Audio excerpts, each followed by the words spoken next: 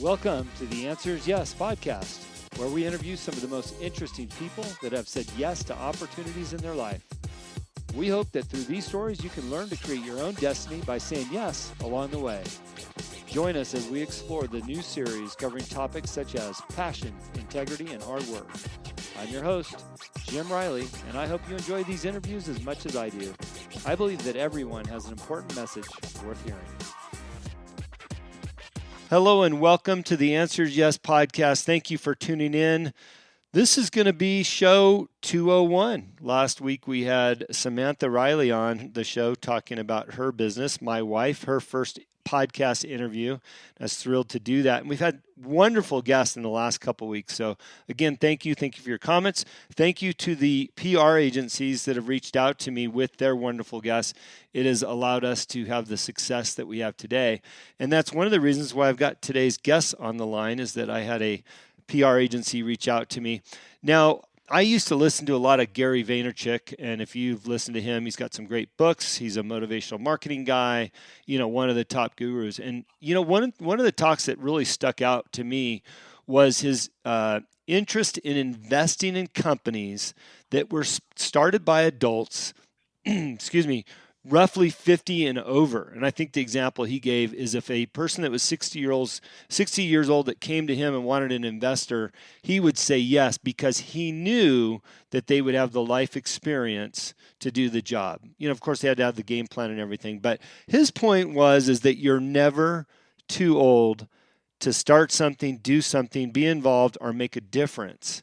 And I'm a firm believer in that. And by the way, before I introduce our guest today, one of my favorite consulting clients the last 3 years is Paul Garrett. And Paul Garrett is 96 years old.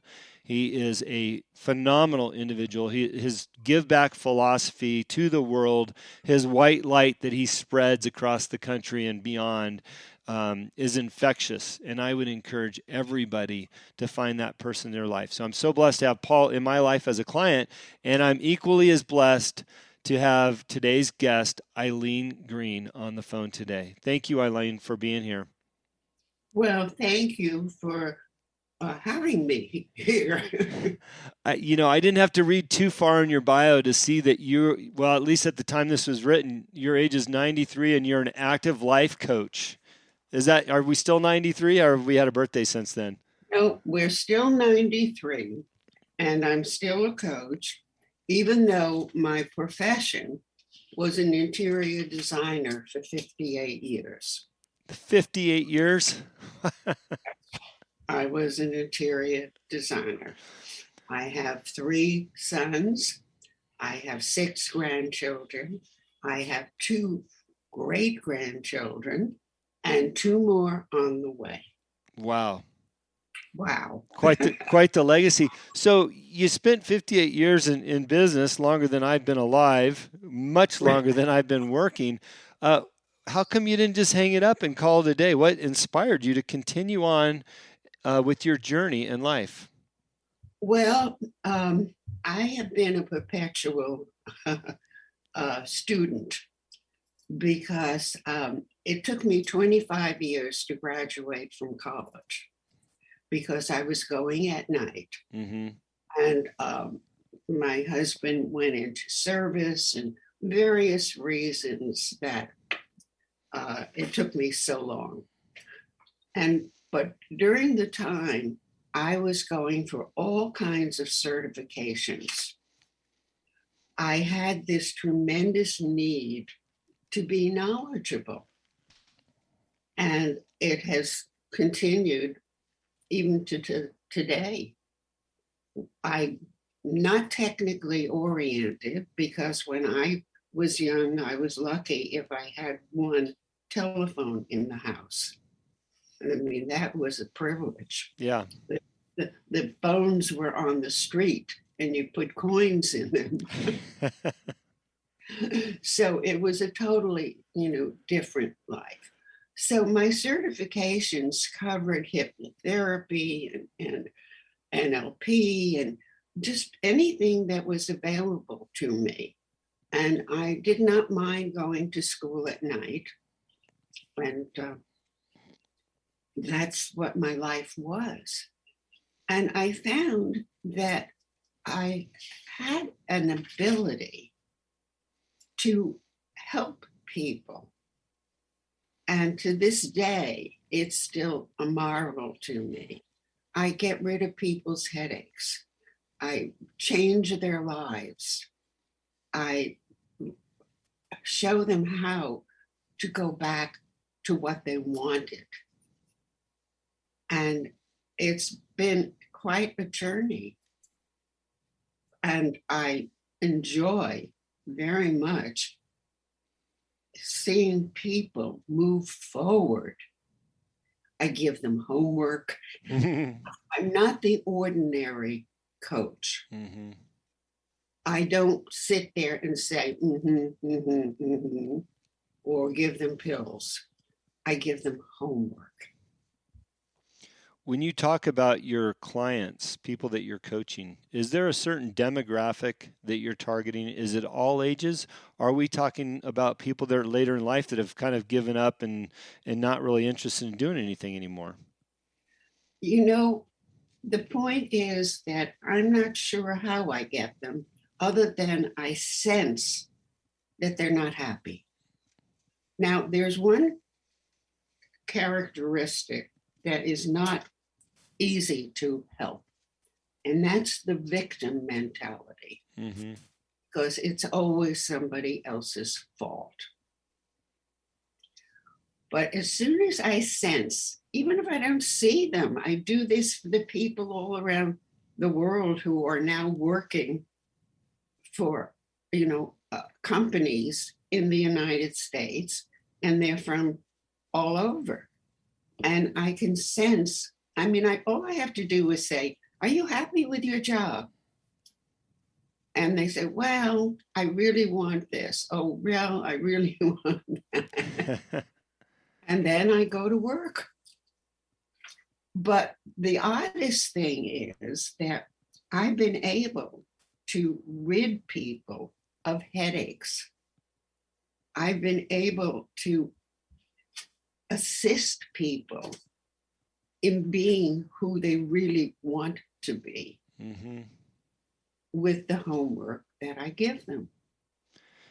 Now, I'm going to assume that when you say get rid of people's headaches, you're talking about in the literal sense, right? An actual headache.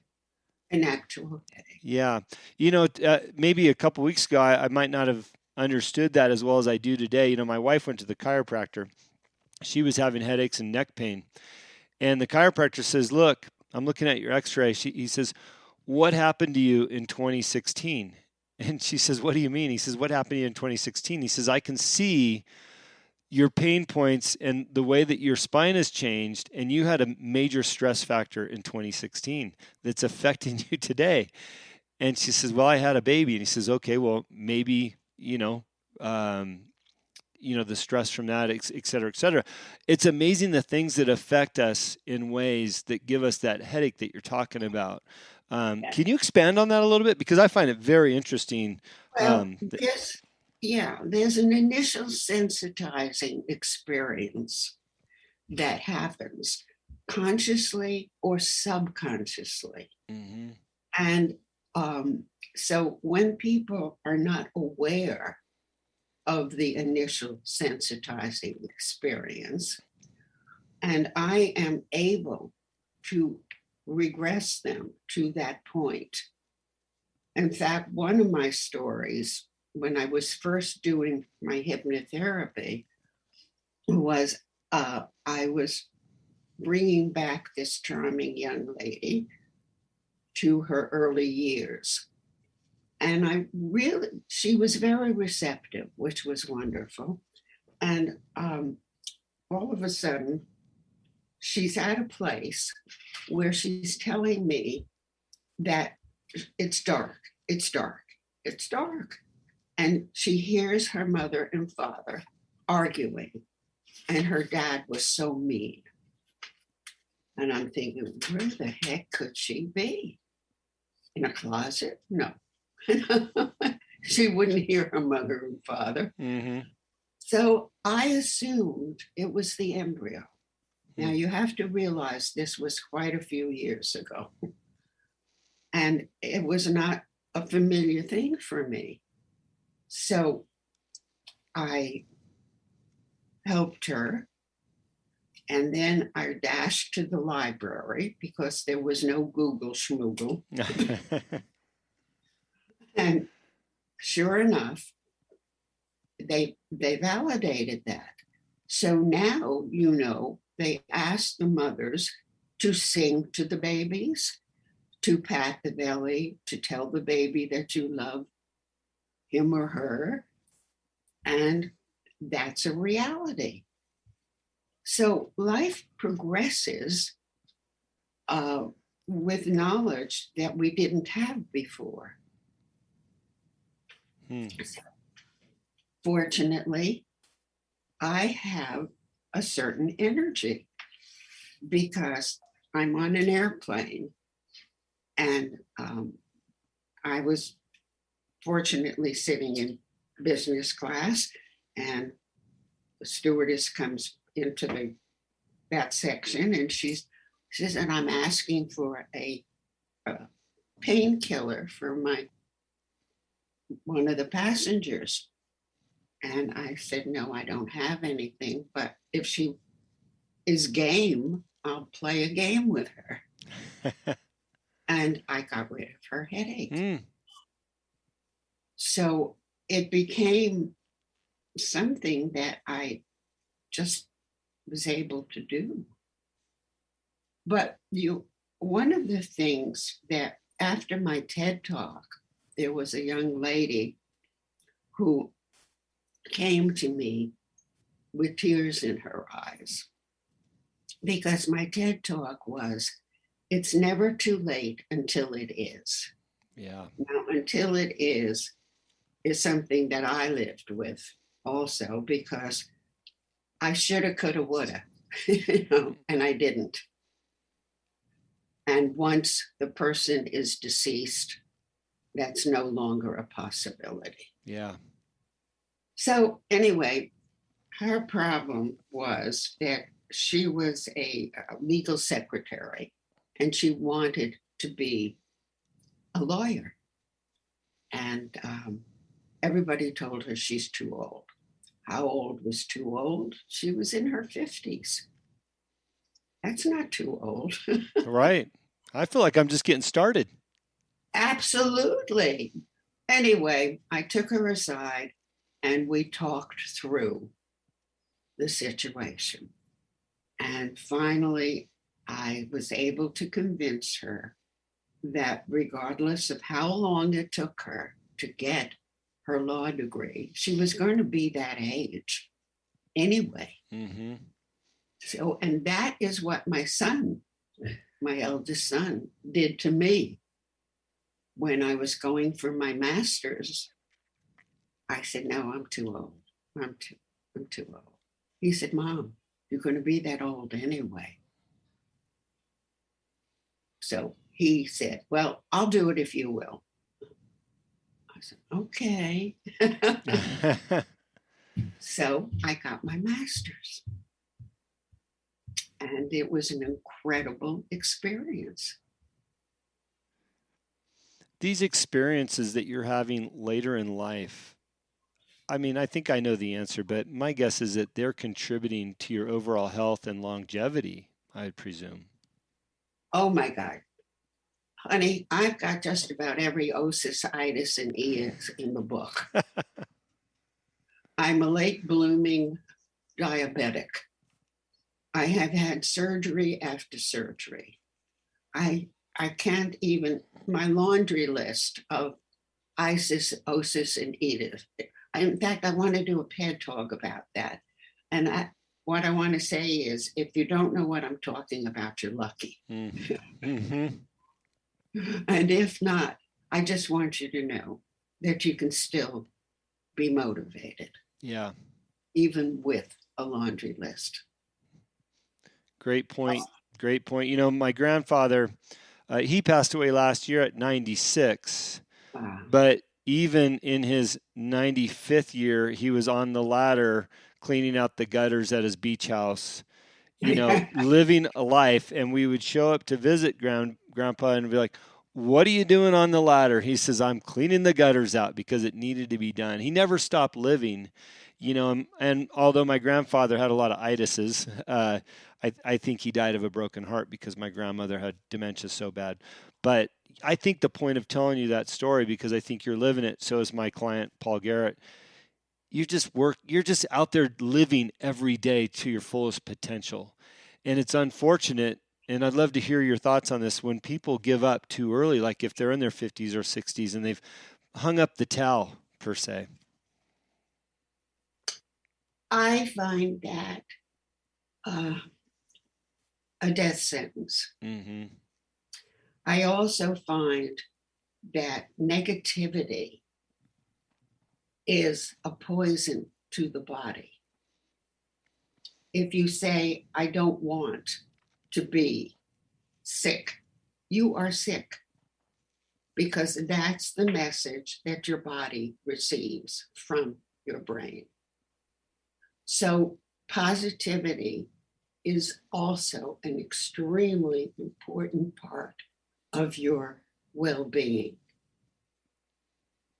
Yes, the body starts to deteriorate. There are issues that are necessary for you to deal with. I wake up every morning, I give gratitude for what I had and what I still have. I move on to forgiveness, to myself and to others, to acceptance, to being the best that you can as the day goes forward.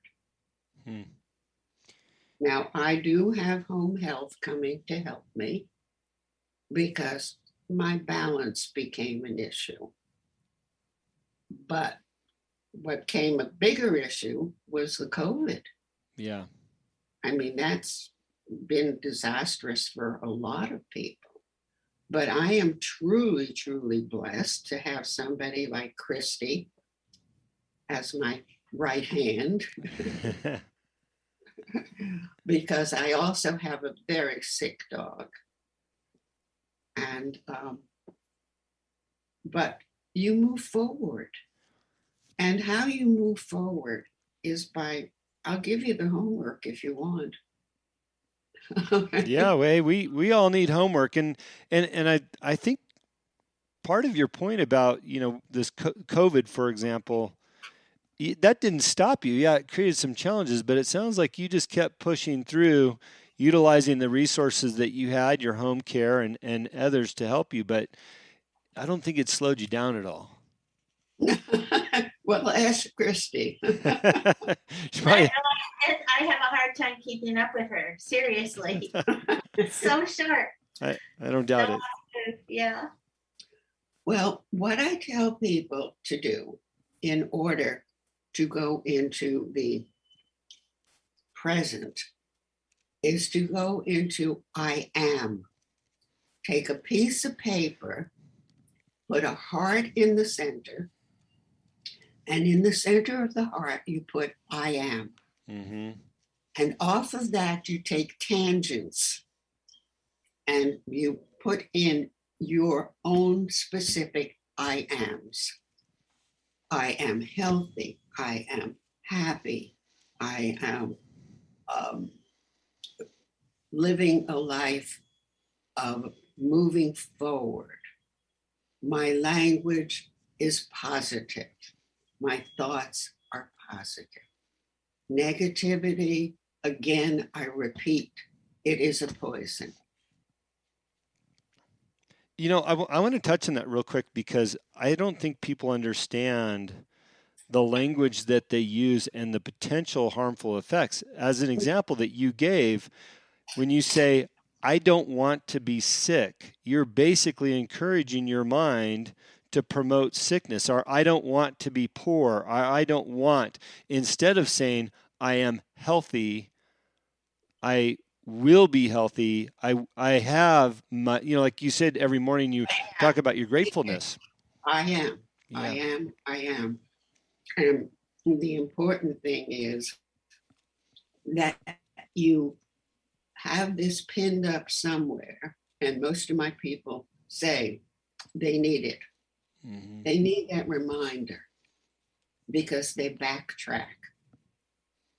So that is one of the ways that they do. Now, you see, also there are many words that can be avoided. Sometimes they can't, but that's it. You see, I can't is nothing you'd want to say. And there are many words like try. Try allows for failure. Yeah. So it's really a positive thinking that has to be brought into your being. Eileen, when I was, it was 1986, and I heard Mark Victor Hansen. He's a Californian. You might know him, Chicken Soup for the Soul author. He said in a speech that he was given that I was at, "What you believe is what you will achieve." Yes. And I have lived by that motto since, and I have enjoyed the success of believing that motto. But I'm challenged sometimes to explain exactly what you're talking about, that the power of the mind is much stronger than most people give it credit for. As your example, this I am exercise is incredibly powerful. How do you convince somebody that doesn't understand that, how important this actually is? Because that, to me, that is the secret that most people don't realize, and it's a free one. I'm getting rid of it. Okay. Sorry. That's okay. We know you're busy. Most people have no clue. They're clueless. Yeah. That's the point. Nobody has told them when they were growing up. There was no way for them to acknowledge that unless you studied it. And that's not what everybody is doing. Yeah, I certainly understand that my parents were not raised in that environment. Middle class, lower class workers. I was fortunate enough to hear Mark Victor Hansen speak at a young age, and it changed my mentality. And it's interesting, and I think this proves your point. I had a really good job at the time, and I enjoyed nice things. And my friend worked at Nordstrom's, and they were known for their quality and their service and all these things. And I liked to shop there because they had nice things. And my dad says, "Hey, our family doesn't shop at Nordstrom's. We aren't those type of people." And what he was meaning from a financial perspective and the fact that we didn't fit in. And that was the first time that I really butted heads with my dad, because I said, "No, you know what? I can and I will have these things if I want them," right? And it seems a little trivial because we're talking about clothes. But I think in life, when you realize that you can and will achieve what you put your mind to, it's so powerful. And I wish more people understood that. Well, it's difficult to understand it because it's not part of their education. Yeah. Yeah. And unless they are seeking it, it's a hidden value. But you see, the problem also, and I don't mean to be so critical, but many of the psychologists were not taught that. They were taught to give pills. Yeah. And I went to one, I remember, and it was,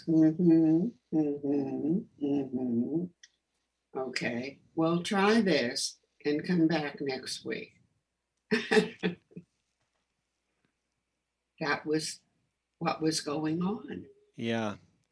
Sidebar warning, I encountered this with my mom. Eileen, this is outside of our discussion here, but my mom lived in Huntington Beach. I decided to move her up here to Montana because we thought her time was short. She was 75. She's 78 now.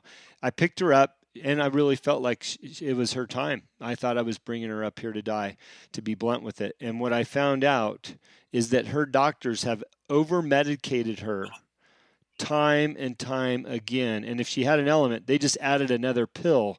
She was taking 4 gabapentins a night. I've taken 1 gabapentin in my entire life and said, I will never take that pill again because the control it had over my body. I couldn't imagine taking 4 a night. So if you're not in tune to what your parents or your grandparents are taking and being medicated, please look into it. It could be the difference of them living or dying, literally. My mom is 100% healthy now, takes herself to the store, shops, walks down to the coffee shop, has friends, in a very active lifestyle because I got her off those medications. So, Eileen, sorry for the sidebar, but you talk about medications. It's so... That's a good sidebar. Yeah. Well, just warning people. Hey, there's a couple more things I want to cover before I let you go. Your phone's ringing off the hook. I know you've got a busy schedule. You're running your business. A couple things, though. In your bio, it talks about you being certified in NLP by Tony Robbins. And I'd love to hear briefly about that because we've had some of his staff on our show. And of course, Tony Robbins is one of the greats. Can you tell us a little bit about that experience? Well, Tony Robbins became my son's best friend.